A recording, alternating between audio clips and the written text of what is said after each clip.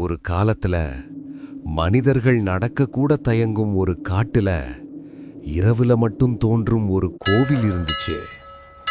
நள்ளிரவு சரியா 12 மணி அடிச்சதும் அந்த காடு மூச்சு பிடிச்ச மாதிரி அமைதியாகிடும். மரங்களுக்குள்ள யாரும் பார்த்திராத ஒரு பாதை மெதுவா வெளிப்படும். அந்த பாத முடிவுல காலத்தால் சிதைந்த ஒரு பழைய கோவில். உள்ளே நுழைந்ததும் விளக்குகள் தானாக எரியும். ஆனா அந்த வெளிச்சம் சாந்தி தராது.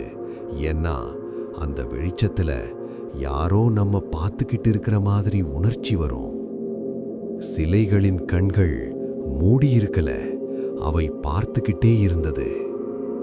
அப்போ காற்றுக்குள்ள ஒரு குரல் கிசுகிசுத்தது.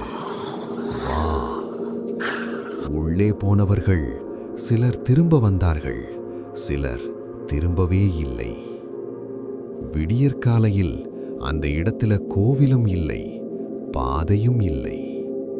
காட்டின் நடுவில் ஒரு புதிய சிலை மட்டும், அதுல ஒரு முகம். இன்றும் அந்த காடு இரவுல ஒருவரை கூப்பிடுது.